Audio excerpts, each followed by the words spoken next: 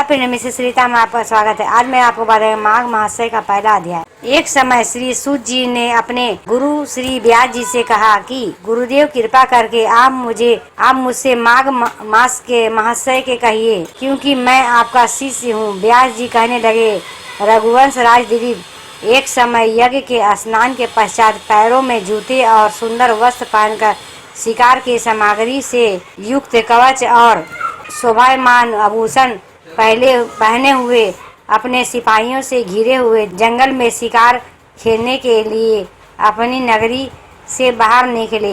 उनके सिपाही जंगल में शिकार के लिए मृग और व्याघ्र, सिंह आदि जंतुओं की तलाश में इधर उधर फिरने लगे। उस वन स्थली अत्यंत शोभा को प्राप्त हो रही थी। कहीं दो मृगों के झुंड फिरते थे, कहीं गीदड़ अपना भयंकर शब्द कह रहे थे, कहीं पेड़ों पर समूह हाथियों के समान फिर रहा था और कहीं वृक्षों के कटोरों में बैठे हुए उल्लू अपना भयानक शब्द कर रहे थे। कहीं सिंहों ने पद चिन्हों के साथ घायल मृगों के रक्त से भूमि लाल हो रही थी, कहीं दूध से भरी धानों वाली सुंदर भैंसें फिर रही थी, कहीं पर सुगंधित पुष्प हरी भरी लताएं वन की शोभा बढ़ा रही थी। कहीं बड़े बड़े पेड़ खड़े थे तो कहीं उन पेड़ों के बड़े बड़े अजगर और कहीं केचुलियां भी पड़ी हुई थी। उसी समय राजा के सिपाहियों के बाजे की आवाज सुनकर एक मृग वन में से निकलकर भागने लगा। बड़ी बड़ी चौकड़ियों में भरता हुआ आगे बढ़ा और राजा उसके पीछे भी अपना घोड़ा दौड़ाया, परंतु मृग पूरी शक्ति से भागने लगा। मृग कांटेदार वृक्षों के एक जंगल में घुसा और राजा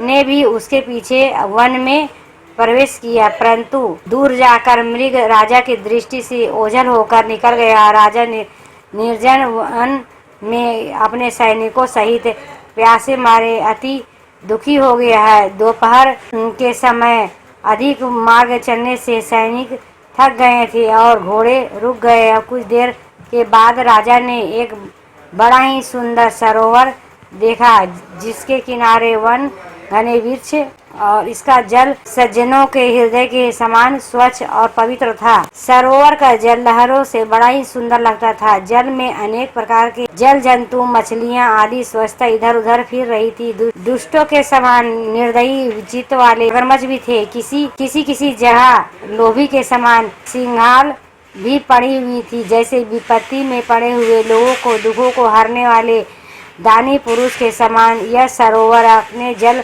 को सबको सुखी करता था। जैसे ही मेघ चातक के दुख को हरता और इस सरोवर को देख राजा थककर दूर हो गई। रात्रि को राजा ने वहीं विश्राम किया और सैनिक को पहरा देने के लिए चारों तरफ फैला गए। रात के अंतिम समय के शुक्रों के एक झुंड आकर सरोवर के पानी पिया और कमल के झुंड के पास आया और तब शिकारियों ने सावधान होकर शुक्रों के आक्रमण किया, उनको मारकर पृथ्वी पर गिरा दिया। उस समय किसी शिकारी के कोलाहल करते हुए बड़ी प्रसन्नता के साथ राजा के पास गए और राजा प्रभात हुआ देखकर उसके साथ ही अपनी नगरी की तरफ चल पड़ा, जिसका शरीर तपस्या और नियमों के कारण बिल्कुल सूख गया था। जो मृग छाला और वक्कल पहने हुए था, वह नख, रोग तथा केश धारण किए हुए राजा ने ऐसे वो तपस्वी को देखकर बड़े आश्चर्य से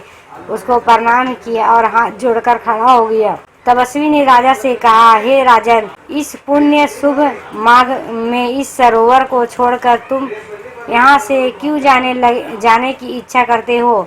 तब राजा कहने लगा कि हे महात्मा, मैं तो माघ मास में स्नान के फल और कुछ भी नहीं जानता।